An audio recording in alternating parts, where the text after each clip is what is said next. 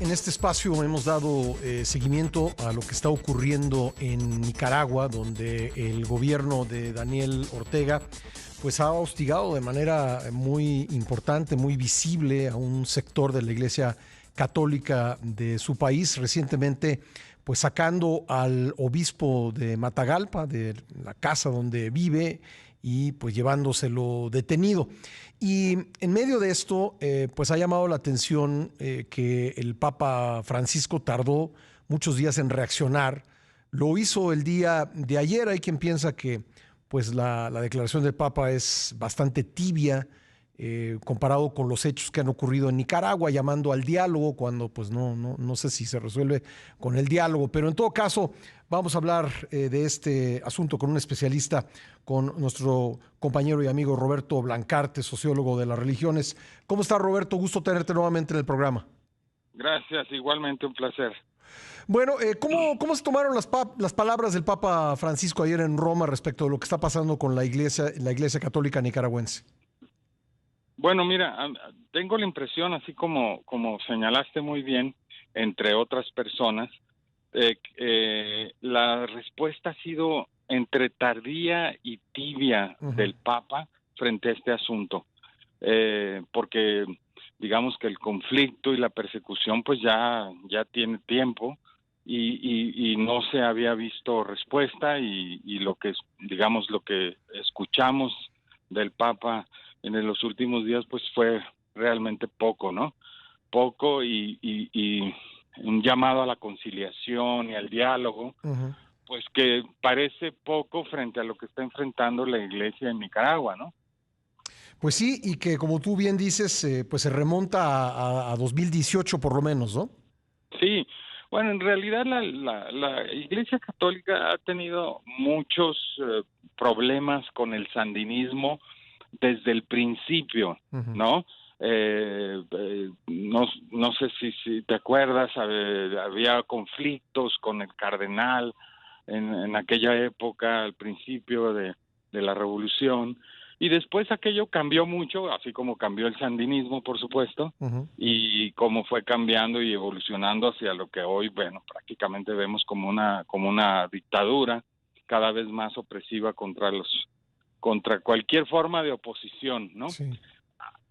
Habían logrado Ortega de alguna manera tener un trato conciliatorio con la Iglesia, pero por lo visto el régimen se ha ido endureciendo y obviamente pues también la Iglesia fue como despertando también y cambiando y asumiendo posiciones también más críticas, ¿no? Es una cosa, déjame decirte mi opinión como especialista del Sí. tema de populismo y religión, tema que estoy trabajando mucho últimamente, que los populismos suelen terminar en conflicto con la Iglesia Católica. Así pasó con el peronismo, por ejemplo, ¿no? Lo pasó con el peronismo, Sí. pasó con el chavismo, Sí. pasó y yo creo que está pasando en México y digamos lo vemos obviamente de manera mucho más clara en Nicaragua, porque el régimen de Nicaragua pues se ha endurecido cada vez más también, ¿no? Sí, en una plática que tuvimos tú y yo que me pareció muy interesante lo que conversamos, recuerdo que me decías que para este tipo de regímenes que, digamos, tratan pues, de buscar la aprobación moral, ¿no? O Sí tratan de es. dictar la moralidad, pues, mejor dicho, Así es. la iglesia es una especie de competencia, ¿no? Así es. Es que lo que sucede con los gobiernos populistas es lo siguiente. Sí. Los gobiernos populistas suelen ser gobiernos que asumen como gobiernos morales Sí. y moralistas, en la medida que asumen, y lo hemos oído aquí, que o están con ellos o están contra ellos. Y hay la revolución o la transformación y los que se oponen. O sea, suelen dividir los populismos en dos al país, ¿no? Es decir, los que están con ellos y los que están contra ellos, lo que los hace convertirse en un gobierno que pretende tener una autoridad moral frente a los enemigos, que son los traidores a la patria, que son los peores, que son los que han hecho todo mal, ¿no? Entonces, en esa lógica, donde todo es blanco y negro y hay los buenos contra los malos sobre todo, Sí. obviamente estamos hablando de una actitud que pretende ser un gobierno moral. Nosotros somos los buenos y ustedes son los malos. Y en ese sentido, obviamente, entra en competencia con las iglesias, que son las que normalmente son las que quieren decir qué es lo bueno y qué es lo malo, qué es lo correcto y qué es lo incorrecto, ¿no? Ujú. Y cuando entran en conflicto, no nada más de competencia por la autoridad moral, sino de competencia por las formas de organización social, bueno, ahí el conflicto se vuelve mucho mayor, ¿no? Y creo que es lo que está pasando en Nicaragua, ¿no? Sí. Donde cuando un régimen empieza a querer cubrir todo y todas las formas de organización social y política, Ujú. termina tocando a las organizaciones también religiosas y ahí es donde ya tocan una fibra que obviamente genera reacciones ya también muy muy fuertes, ¿no? Ahora, volviendo a la relación histórica del sandinismo con la iglesia, yo recuerdo pues la participación de algunos sacerdotes en la Sí, revolución sandinista, en el sí, derrocamiento de Anastasio Somoza, entre ellos Ernesto Cardenal. así es. ¿En qué momento se deteriora la relación entre la iglesia y el sandinismo? Bueno, a ver, es que hay que ver, hay varias iglesias, digamos, y en la relación histórica había la iglesia jerárquica Sí. que estaba en contra de la revolución sandinista, Ujú. pero había luego muchos sacerdotes, como bien dijiste tú, y estaba el secretario de Relaciones, ahorita no me acuerdo cómo se llamaba, pero había personajes, miembros del clero muy involucrados, y obviamente la figura de cardenal era la más visible, Sí, ¿no? que incluso fue regañado Eh, por el Papa Juan Pablo pero II, ¿no? exactamente, Sí, pero la parte jerárquica no le gustaba eso, sí. lo fue a regañar ahí, en fin, entonces había como una tensión dentro de la propia iglesia. Después, lo que sucedió, como hemos visto, es que el propio sandinismo fue derivando cada vez más en una forma dictatorial, sobre todo en los últimos gobiernos de Ortega, Ujú. y hubo un conflicto dentro del propio sandinismo, dentro, digamos, de los antiguos sandinistas, Ujú. que fueron también perseguidos y siguen siendo perseguidos ahora. O sea, el Sí, problema es que el gobierno de Ortega empezó a perseguir a a sus todo propios mundo. Sí, aliados, a todo mundo, sí. incluyendo aquellos que habían estado con él en la revolución, ¿no? Ujú.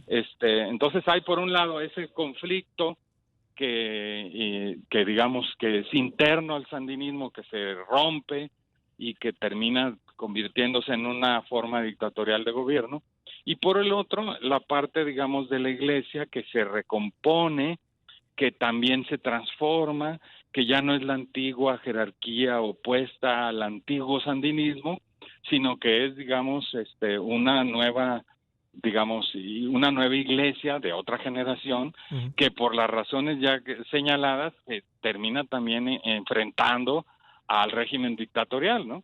Entonces, es como que es muy complejo porque es como una descomposición dentro del propio sandinismo Ujú. y una reformulación de fuerzas dentro de la propia Iglesia Católica, ¿no? Ahora, en la jerarquía, en la actual jerarquía católica de Nicaragua, digamos, hay una unidad frente a lo que está pasando. Fíjate que no desconozco realmente a detalle, te engañaría si Sí, dijera, sé exactamente cómo están la correlación de fuerzas, pero lo que sí sé es que cuando un obispo es atacado, el conjunto de los obispos suele responder en forma unánime, sí, sí, porque precisamente ellos se dan cuenta que están atacando, más allá de la persona, están atacando a la institución, claro. a lo que representa la institución. Entonces es lógico Ujú. que haya una respuesta digamos, de espíritu, de cuerpo, Sí, que reacciona ante esto, que además parece ser, pues, digamos, muy obvia la intolerancia y las formas de persecución. Entonces, yo diría que aunque fuese un obispo que se sale de la norma, la institución va a terminar protegiéndolo y cubriéndolo y reaccionando sí. de manera, digamos, corporativa en ese enfrentamiento, ¿no? Ahora, Lo que es sí. extraño es la reacción del Papa, ¿no? Sí, es lo que quería volver sobre ese punto, la reacción del Papa Y también diría yo, no sé si a lo mejor no, tú me dirás, tú eres el experto, pero como que también ahí la Iglesia Católica Mexicana debiera tener una, ¿cómo vamos a decirlo de esta manera? La hermana mayor de la región, como que Sí. tendría que tener una reacción más clara, ¿no? Fíjate que la Iglesia Católica Mexicana y la jerarquía católica, para hablar más específicamente en este caso, por lo que señalas, Sí. ha tenido una relación, digamos, ambigua Ujú, respecto a lo que siempre ha sucedido en América Central. ujú, Y como que a pesar de que es una zona de influencia natural y donde hay una presencia importante con a ciertas congregaciones, particularmente de los jesuitas, sí. que han tenido siempre una fuerte presencia en América Central, como que la jerarquía católica mexicana siempre ha sido muy local, Ujú, muy poco internacional, con muy mm, pocas ambiciones entiendo.